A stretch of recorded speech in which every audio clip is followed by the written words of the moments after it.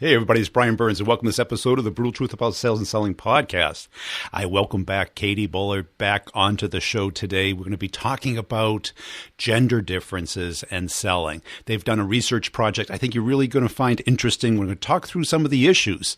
And I think we all have to be aware of this, kind of profiling not just our persona, but people based off of their age, their background, their gender, and to really adapt our style to them, to be sensitive to it, to be able to recognize it, put our antennas up and be sensitive to it instead of treating everybody the same. I think people do a very good job at identifying their target persona, finding out what they care about, talking to that. But when it gets a little bit different, and I've talked about this quite a bit on the podcast because I hate gross generalizations, because I've been a sales rep who's covered like a third of the country in the U.S., and the cultural differences from city to city are pretty different. So when people make words per minute or any real generalization, it's hard. It doesn't translate to a lot of different areas. And I've taken managers into different areas, even different markets, public sector versus financial services. People just have different paces, different focuses, and we really have to be able to customize our conversations to the person we're going to talk to. But before we get into it, I want to make sure you checked out Chris Orlov's blog post this week on the number one thing that drives a deal into a ditch fast. Oh, and a spoiler alert, should I give it to you? Come on, I've talked about it so much. You got to go check it out. Go to gong.io, check it out. His latest blog post, it's the image is of Jurassic Park, but it is the number one deal killer. And I talk about it on the podcast quite a bit, but Chris does a great job of backing that up with research. If you want to kill your deal, that's the way to do it. And I've had this argument with CMOs, with VPs of sales, and just get it off the website. Don't give it out until it's ready to the right person under the right circumstances. But check that out at gong.io. Also, Pipedrive is crushing it. They came out with an enterprise version that is just gold, where you can define roles, access to certain contacts and deals. A lot of the things that really make their CRM an enterprise application now. So whether you just want a CRM for yourself, whether you could just use it as a smart inbox to keep track of your deals and not have to use your email client, so you can keep track of when people open it, whether they click on your link, and just have all that information right there, as well as all the contact information. Or you want a full-blown CRM. It's fantastic, it's inexpensive, and it's super easy to use. The same is true with Nudge.ai. I'm telling you, every morning I get a dossier on my total addressable market, all the people that I want to talk to. And I send it off to my VAs. It goes into my system, and my week is packed full of conversations. And guess what? No cold calls, no real cold emails either. Just warm, comfy little conversations. Let's get into the conversation with Katy right now. Hey, Katy, welcome back on the show. As a way of getting started, give us a little update on yourself. Thanks, Brian. Thanks for having me back again. Well, it's been a busy year. I can't believe 2018 is actually already almost over. Still at DiscoverOrg. We're still growing like crazy, which is it's a humbling thing to see, because it just gets harder and harder to keep doing that every single year, and we work harder and harder to do that. So it's great to see us continuing to execute. And then just recently I've taken on a new role here, which again is exciting, but comes with extreme responsibility. And that's really to take over the role as president here at DiscoverOrg and supporting our CEO extraordinaire and really, helping the company hit their growth objectives. That is exciting news. Now, you guys have been doing a lot of research and blogging about how women buy versus how men buy. What was the motivation for that? Yeah, we're a data company. We're obviously a sales and marketing tool, but at our heart, we're a data company. And I think one of the things that we try to do is look at our data just in unique ways that have nothing to do with our products themselves, but ultimately are going to help our customers, sales and marketing professionals primarily, do their job better. And so we've had a lot of success doing, partnering with researchers in this space to really understand what are the various ways that people buy, what are the perceptions of salespeople and marketers in the market. And in this case, what we really wanted to get at was, are there differences in the way that men and women buy? And so we partnered with one of our favorite researchers, Steve Martin, who's done a couple of other projects for us in the past to really answer that question. Are there differences in the way that men and women buy? And anything that came out of that that's counterintuitive? Well, there's lots of things that came out of it. I think the original impetus that I had for this was I remembered, and this was back in a totally different career that I was in, I remembered being fascinated at the differences in my experience when I went into a Lowe's and when I went into a Home Depot. My husband is a remodeler, and we have bought and sold and fixed up a lot of houses. So I spent a lot of time in those kinds of stores. And I preferred to go to Lowe's, and he preferred to go to Home Depot. And this is I don't know, when we first got married, maybe 15 years ago. And I remember he was like, I don't understand. They're the same. And I was like, no, they're not. I don't know what it is, but there's something different. And so I started doing some research, and it turned out that this was this very deliberate strategy on Lowe's part to make the stores more appealing to female buyers, because they actually made most of the home improvement decisions.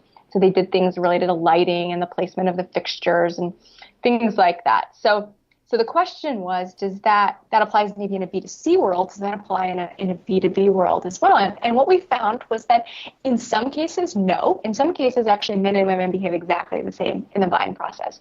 But in other areas, they do behave differently. And so, one of the simple ones that struck me was men will pick up a cold call more often than a woman. Yeah, that I found interesting. Any rationale for that, or? One of the things we didn't get into as much in this research was really trying to diagnose why these things were the case. Although what I'll say is I have had this conversation with our sales team here a couple of times in the past. We firmly believe that any good prospecting strategy involves emails and calls. And I know what I've said to the team is, you should call me, but I'm never going to pick up. I'll listen to the voicemail. Yeah. No, I'll listen to the voicemail and I'll hear who the company was. So you're making me aware of your brand. And when you send a great email that, I think is relevant and personal and is at the right time, I'll respond more likely to that than I would if you hadn't made that call. But I haven't picked up a cold call in 10 years. That knowingly picked up a cold call in 10 years. And so, and yet when I talk to my counterparts, my male counterparts here, they're like, oh, I answer cold calls all the time. Do I know why that is? I actually don't. But I think that it is, what that would make me, realize if I'm a salesperson is,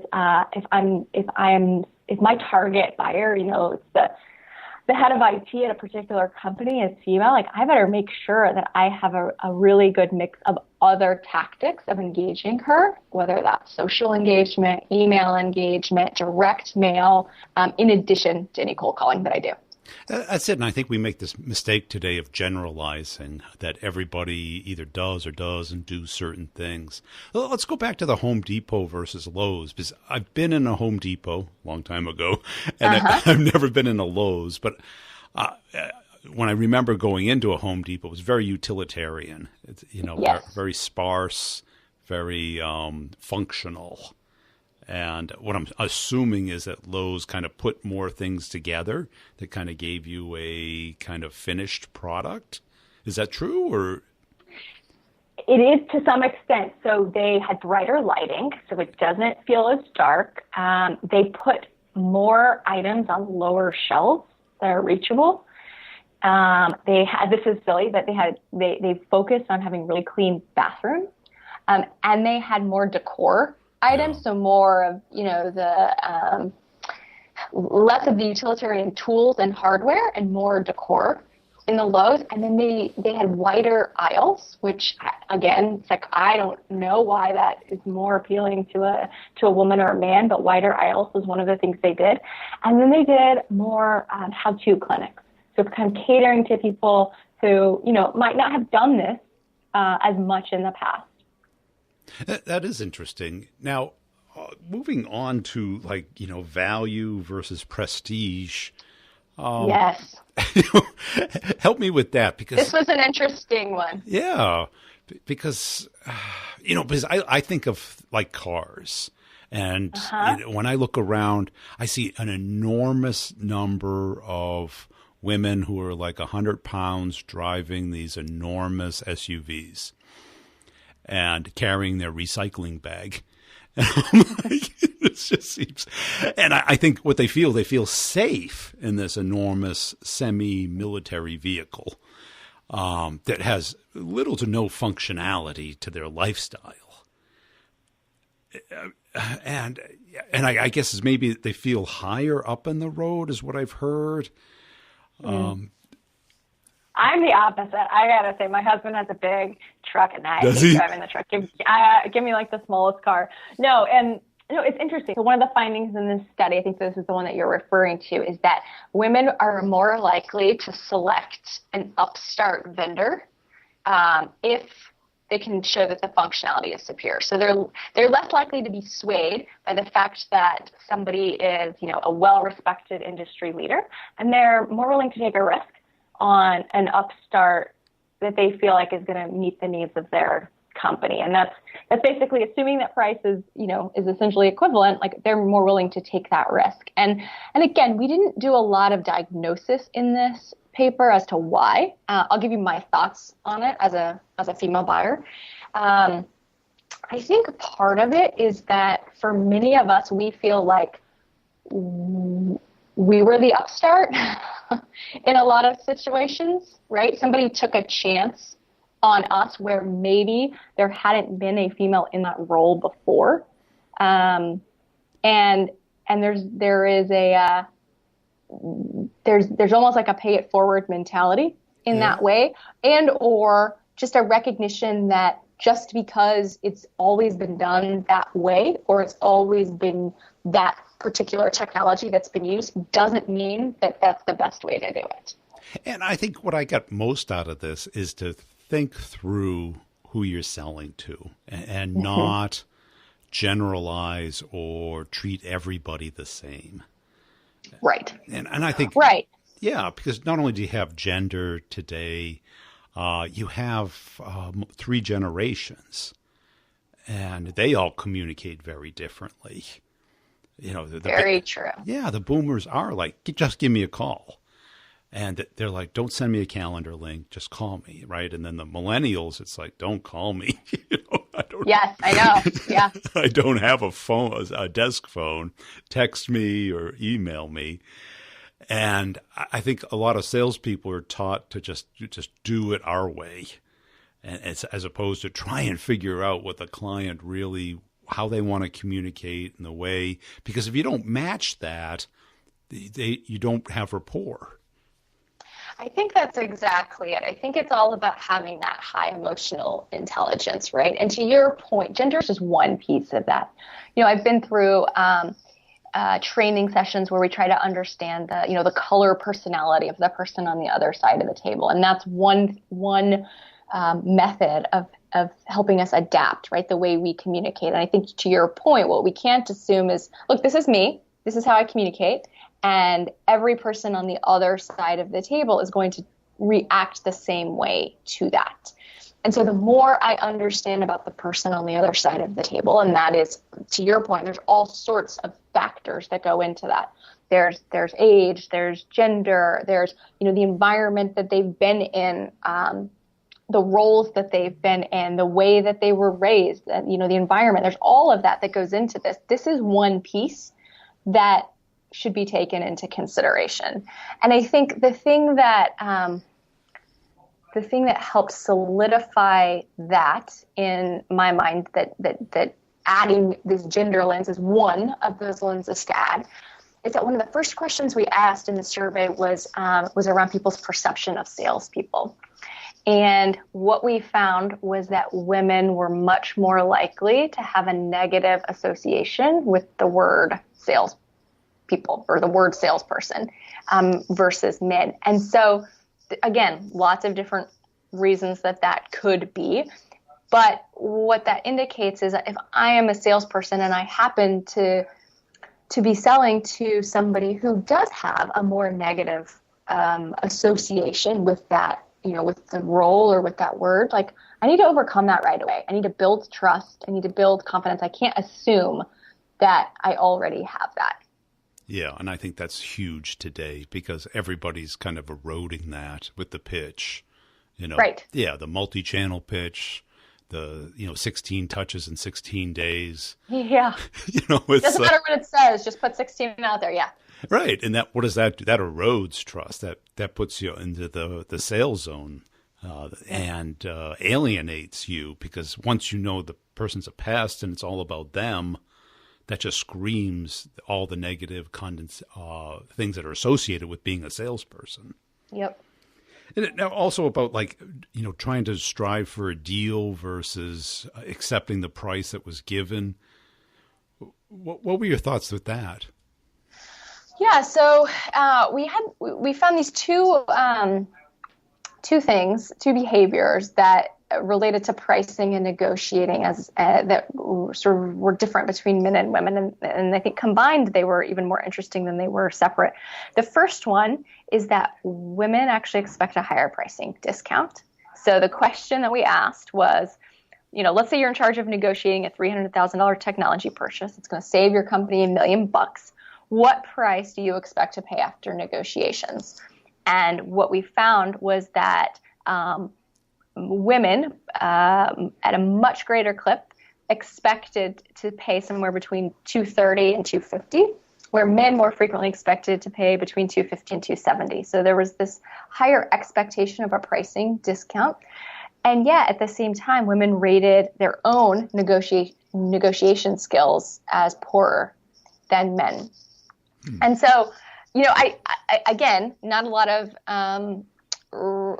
digging into why that is, but I think that what we have to understand is there might be a difference in the perception of price. And my personal theory on that is if I feel like I'm not a great negotiator, like I'm going to probably work even harder to get that pricing discount because I want to get better at that. Versus if I think I'm a great negotiator, and again, this is regardless of my gender, but if I think I'm really good at something, I just might not work as hard to try to get better at it than if I think that it's, hey, this is something I've got to figure out how to get better at. Yeah. And that doesn't mean that women are worse negotiators or better. It's really what their perception of themselves is. That certainly is interesting. The one that I really liked was that women were more consensus building versus political or Machiavellian behind the scenes drivers of decisions. Yes. I'm not sure that surprised me, but that's something you should be aware of. It is. So the question we asked, it was a true or false question, right? Are buying committee decisions right more than 50% of the time, or are buying committee decisions right less than 50% of the time? And there was almost this exact reversal of the responses where women 2/3 of the time felt that the decisions were right more than half the time, and men 2/3 of the time felt that they were wrong more than half of the time. And as we sort of dug into that, one of the things that we found was that men are just more likely to use the role to get the decision that they want versus what the committee wants. Yeah. Women are more likely to say what they want, but if the committee goes in a different direction, they're less likely to push that. Yeah. So, that's a key thing for salespeople. It is very key. Yeah, because what if you're going to go into a real committee decision as opposed to a champion type decision, you've got to cover your bases a lot better. And I think a lot of reps overlook that. They kind of like buddy up with a champion. Mm-hmm. But if that champion isn't going to be capable of doing it, you're going to get hamstrung and find out, well, have you talked to everybody on that committee? Right. Because right. somebody on that committee may not like you or may want something else. Exactly. And again, I think, the key thing to remember here is none of these answers were black and white. It wasn't like women were this way all the time and men were this way all the time. There were varying responses across that range, but these were the things that were more often than not seen by the female buyers and more often than not seen by the male buyers. Yeah, and I can sense that because, I've sold technology most of my life, and it was probably 80% men, 20% women. And if you had a champion who really either wanted your product or didn't want your product, you really had to work with them. There was certainly a committee factor to it, but that typically only delayed it. It didn't really go the other way. But I think today it's different. I think it's, people are more open, more unwilling to fight the committee. Yeah, I think you're right. How about selling styles? As far as like what women want from a salesperson versus what men want from a salesperson? Yeah, typically, there's the thinking that buyers all want to be challenged, right? That's sort of that's one of the thinkings out there. And I think what we found is that that's not always the case. There are some people who do want to be challenged, but we shouldn't assume that. And so we gave the survey respondents sort of three options. Do they prefer a salesperson that listens, understands, and then matches a solution to my problems? Do I prefer a salesperson who challenges my thoughts and perceptions and then, gives me an option that I might not have even thought about before? Or do I prefer a salesperson that just earns my trust and makes me feel comfortable that they'll take care of me? And what we found was that women were more likely to want the salesperson who makes me feel comfortable and earns my trust. And again, this probably partially goes back to that the point that I made earlier, which is a lot of times there's more of a negative association that a female buyer might have with a salesperson to begin with. So earning that trust is really, really important. Men were more likely to want somebody who just listens to what I need and then matches the solution to the problem. And I'm sure you've bought a lot of products in the last couple of years that you've been at DiscoverOrg. What's the best approach that salespeople have taken with you, or how do you find out about new things to buy? Yeah, that's a great question. So I think the best approach has been salespeople who do their research, who understand, what challenges DiscoverOrg is going through, right? Based on the size of the company they are, based on the growth that we're experiencing, based on the market and the industry that we are in, they can connect to that and they can connect the dots to say, hey, we understand, right? You're growing really fast. You're expanding very quickly, and yet you're in this market that's like incredibly dynamic and constantly moving and constantly changing. Based on all of that, I would guess, and tell me if I'm right or wrong, that this is something that you are struggling with. But they've clearly done the research to empathize with my situation. So I think it's that empathy that, for me at least, as a buyer, is the first thing that's going to attract me. And then ultimately they have to deliver then a solution that meets that need. So just because you empathize with me and you make me feel comfortable, then you don't deliver anything of value, like that's not going to sway me either. And those canned cold emails talking about them and asking for 15 minutes, they don't get very far. No. Emails or LinkedIn messages where the first one asks for a meeting, no. And how much do you rely on your network? And when you hear about a new thing, how do you go about seeing if it's a match for you? Do you rely on them? Do you do your own research? That's a great question. these, I'd say, has changed over the last few years. It used to be that my first thing was to go do a bunch of research on all of the different products and then get references or reviews. I would say now my first place to go, honestly, are review sites and my peers. Yeah. And figure out, look through the reviews, understand the characteristics of the companies that are rating a product really high, and are they similar to my characteristics? Are they similar to the same things that I'm needing? And then that's how I'm going to shortlist a product right off the bat. And when are you open to a conversation versus just, an email dialogue or a demo? What causes that for you?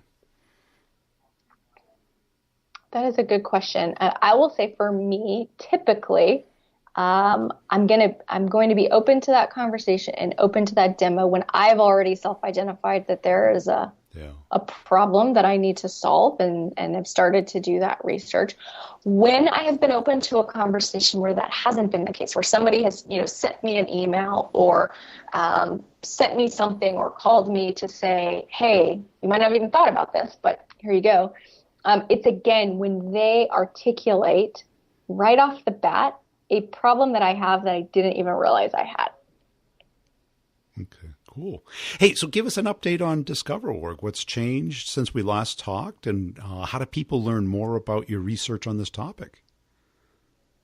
So DiscoverOrg, as I was saying earlier, is continuing to grow. We just expanded our database with a bunch more data coverage of new data points. So for those people who don't know, DiscoverOrg is a sales intelligence platform. We essentially give sales and marketing professionals all the data that they need to identify who their target buyers are, who the right contacts at those companies are, and based on the intent and propensity to buy, when's the right time to reach out to them.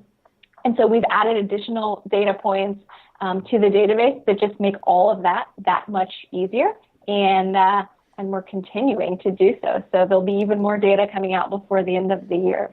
And if people are interested in learning more, they can go to our website, which is www.discoverorg.com, and all of our research is available in our Knowledge Center.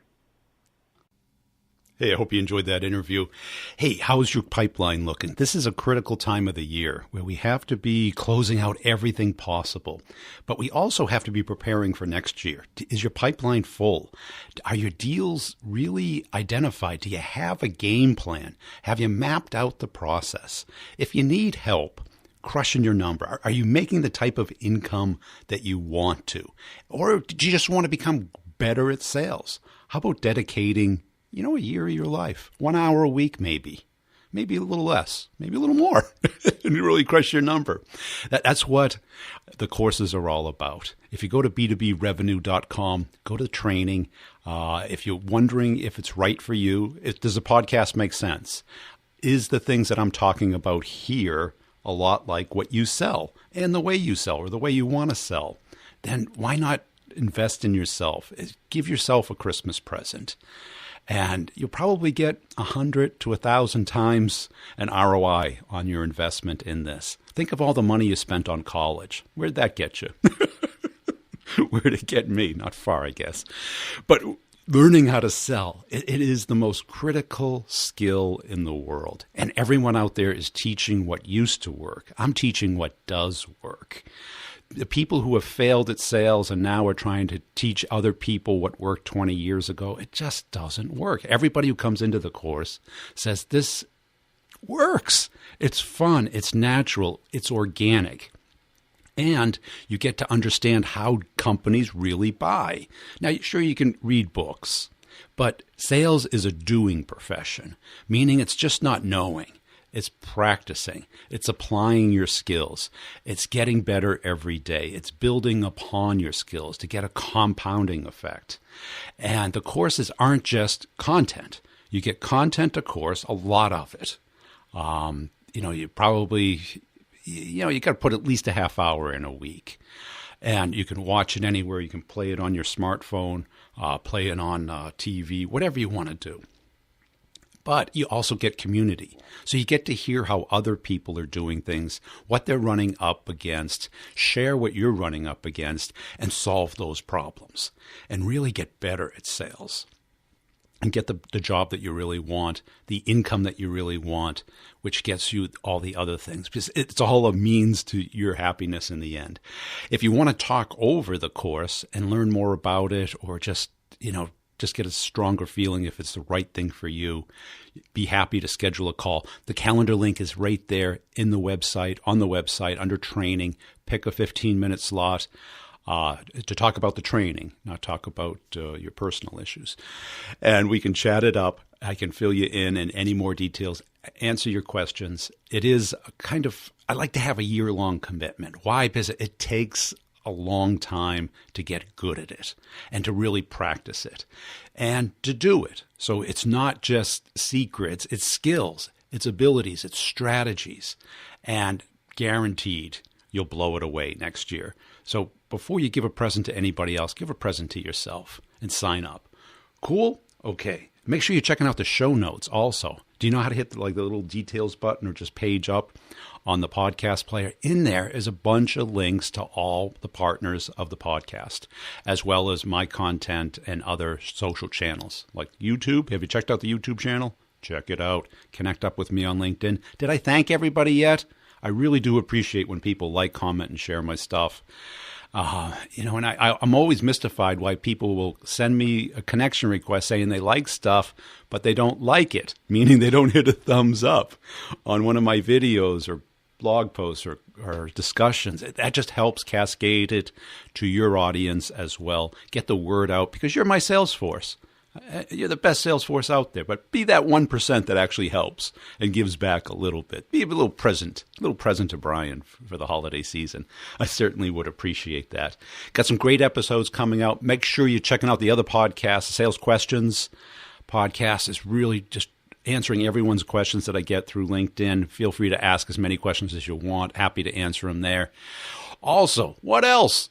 B2BRevenue.com. and the B2B Revenue Leadership Podcast. We got a great co-host coming up, a new series that's going to start probably in December. I think you're really going to like it, especially if you're thinking about how the leadership of a company thinks differently than you. You just learn, especially if you're selling to salespeople or marketing people. I think you'll really get a lot out of it.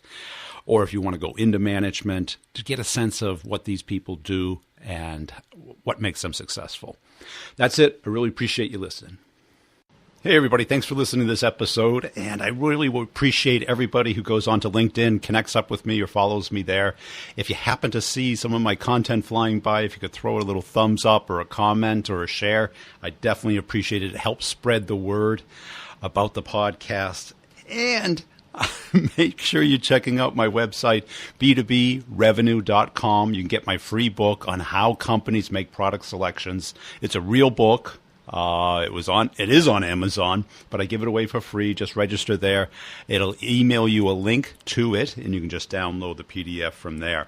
Also, if you want to check out the courses, start the conversation, get the meeting, or closing the complex sale, and you have more questions about it, the short answer is there are video courses. You get access for a year, but it's also a community. What does that mean? You can ask questions anytime via voicemail or email. I answer them within a week, put them into the course. We have office hours every other week. It's an hour long course where you can I pick a topic, answer questions, you can ask questions.